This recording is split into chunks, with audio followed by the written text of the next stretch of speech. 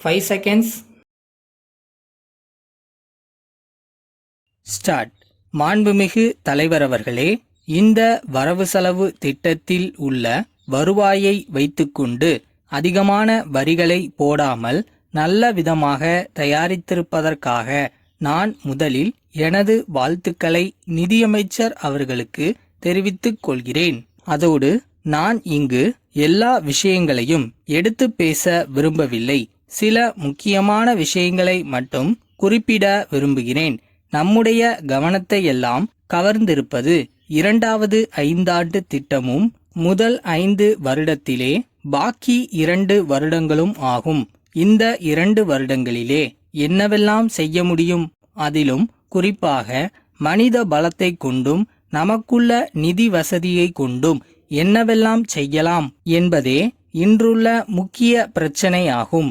இது நம் அரசின் கவனத்திற்கு வந்திருப்பது அறிந்து பெரும் மகிழ்ச்சி அடைகிறேன்.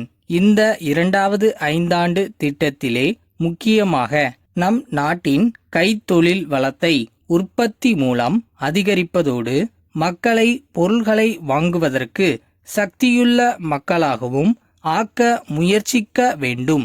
இதுவே நாம் தயாரிக்கப் போகும் திட்டத்தில் முக்கியமாக இடம்பெற வேண்டும். அதற்கு மனித சக்தியை முழுக்க உபயோகப்படுத்த வேண்டும்.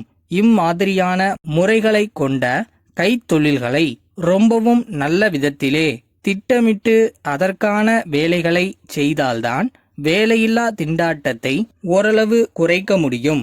இதனால் விவசாயிகளும் கிராமங்களிலுள்ள மற்றவர்களின் வாழ்க்கை நிலைமை உயர முடியும் என்பதை குறிப்பிட விரும்புகிறேன்.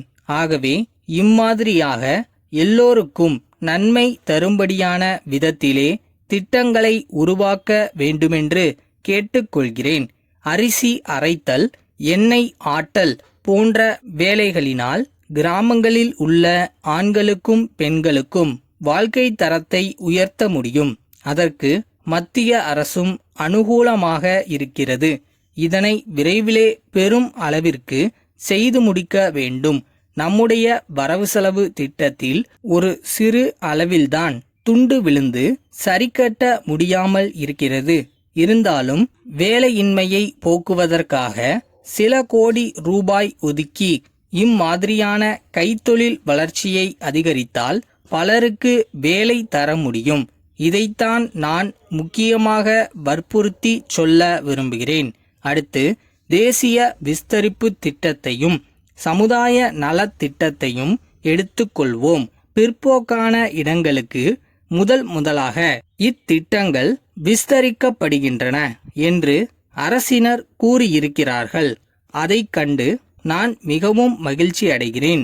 இதுதான் சரியான நடைமுறை ஆகும். நாம் முன்பு இருந்த நிலைமையை விட இப்போது சிறிதளவு உயர்ந்திருக்கிறோம் என்பது உண்மை. இதை யாரும் மறுக்க மாட்டார்கள் என்று நான் நம்புகிறேன். மிகவும் பிற்போக்கான சில மாவட்டங்களில் இன்று மின்சார வசதி இத்திட்டங்களின் மூலம் கிடைத்திருக்கிறது என்பதை நான் இங்கு சுட்டிக்காட்ட விரும்புகிறேன். விவசாய கடன்களை எடுத்துக்கொண்டோமானால் இப்பொழுது விவசாயிகள் கடன்களை திருப்பிக் கொடுக்க முடியாமல் கஷ்டப்படுகிறார்கள். ஆகவே அந்த கடன்களை தீர்ப்பதற்கு வழி செய்தாக வேண்டும். அதை தீர்த்தால்தான் நாடு உயர முடியும். அதனால் நில அடமான வங்கியை பலப்படுத்தி அதனுடைய சட்ட திட்டங்களை சிறிது தளர்த்தி சுலபமாக ஏழை விவசாயிகள் நெடுங்கால கடன் வசதி பெறுவதற்கு பெரிய அளவிலே ஏற்பாடு செய்ய வேண்டும். 3 வருட தவணை என்பதை 5 வருட தவணை என்று காலத்தை நீட்டிக்க வேண்டும். தக்காவி கடனை இன்னும் 10 பங்கு அளவில் அதிகரிக்க வேண்டும். அவ்வாறு செய்தால்தான் விவசாயிகள் ஓரளவாவது முன்னேற்றம் அடைய முடியும். அதோடு விவசாயிகள் இவ்வாறு கடன் பெறக்கூடிய வசதியை கூட்டுறவு முறையில் செய்யலாம். இப்போது கூட்டுறவு சங்கங்களை மாற்றி அமைப்பது பற்றி ஆராய ஒரு குழு அமைக்கப்பட்டிருக்கிறது. இந்த குழு கூட்டுறவு அடிப்படை தன்மையை மாற்றி கூட்டுறவு மூலம் விவசாயிகள் எளிதில் கடன் வசதிகளை பெறுவதற்கு ஆவன செய்ய வேண்டுமென்பது என் விருப்பம் என்பதை தெரிவித்துக் கொள்கிறேன்.